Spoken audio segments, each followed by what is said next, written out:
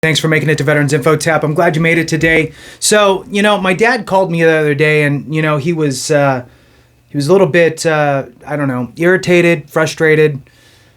He couldn't understand why they moved the stationery store, and he's going on and on and on about this move. And it really boiled down to the fact it was a stationery store. Then why did it move? Because it's stationary. Anyway, whatever. So, I've been dying to do, dumb jokes, right? Dad jokes. Anyway, so there I go. All right. So anyway, just want to start with that. Anyway, let's roll into this. I am tired, exhausted, and I am trying to put out as much content as I can for you, things that pop into my mind, things that I see, questions that I think need to be answered and that I think that a lot of folks just aren't even aware of, and just trying to share it. So this video, on the thumbnail, you probably saw that it was talking about expediting your claim. That's the one thing we can all agree on, is that the process seems to take forever.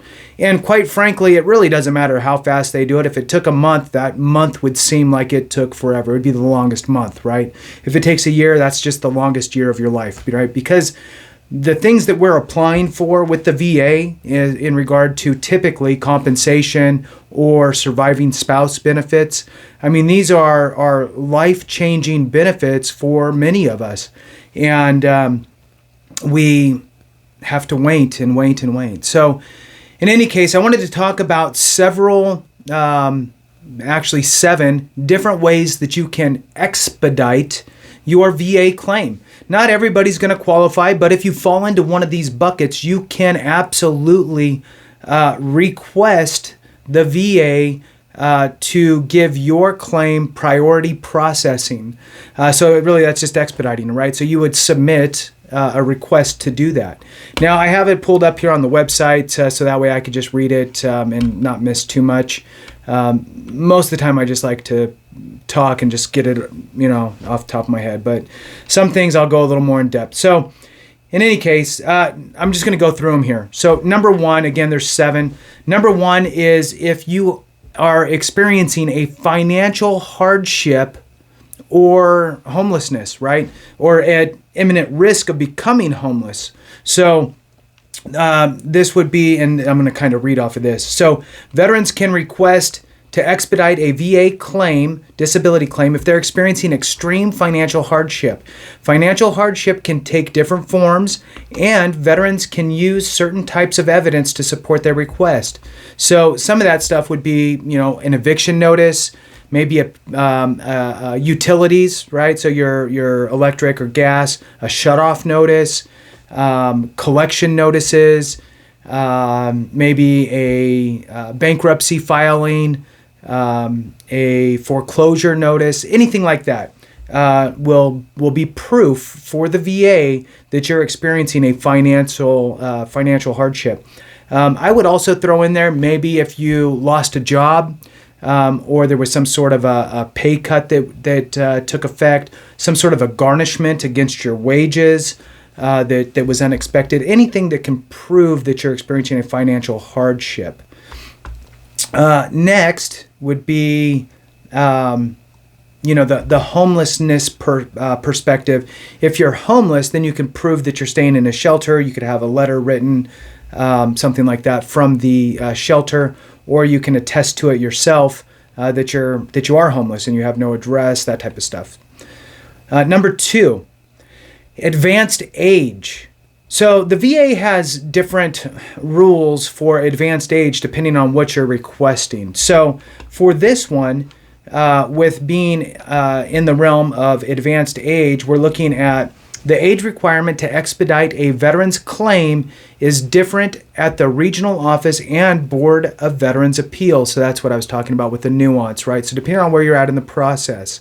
So at the regional office, so this is where you're actually filing a claim with the VA, and it might be your first claim, or you're even doing a supplemental claim because of some sort of an appeal, but it's not at the board. It's still at the regional office.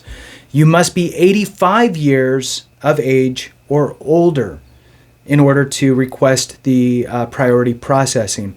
And this always gets to me. In fact, I believe that collectively we should get on our congressional reps and say, hey, you should make these ages the same, because if you have your appeal with the Board of Appeals, then you must be 75 years of age or older.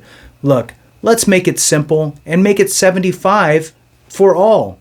For either one. But right now, this is the way it is, right? So if it's at the regional office, it is 85 years or older, and at the regional office, it's 75 years or older. So number 3 would be that you are terminally ill. So whatever terminal illness you have, you or your family members could provide proof of that and submit that along with the request for priority processing. Number 4, if you are diagnosed with ALS, so Lou Gehrig's disease, same thing. You would provide the proof that you have that disease along with the request for priority processing. Number 5, so you're going to notice a theme on these last 3, right? Terminally ill, ALS or Lou Gehrig's disease, and then number 5 would be very seriously ill or injured during military operations. So there's kind of a big swing there, right? So as far as the age of the veteran. So oftentimes we tend to focus on our older vets, and we forget about younger vets being in these same types of boats, right? So, or injured during military operations. And in order for this one, it says, in order to apply under this category, veterans should submit a copy of military personnel records relating to their discharge, such as determination from the Department of Defense. Veterans will also need to submit medical evidence, including a severe injury or illness. To request that, VA obtain your private military records, specifically any records relating to treatment outside of the VA medical centers, because obviously it's outside the VA. And so that is another option there, is very seriously ill or injured during military operations. And, it can't be, I got GERD during my military operations, and I consider that an injury, and therefore I'm going to file for this. They'll kick it back. But if you believe that you are very seriously ill, or you were, I would say, severely injured, let's say you're missing a limb and you got discharged because you can't perform anymore, put it in. See what happens. Number 6, and we got one more after this. So number 6, a former prisoner of war.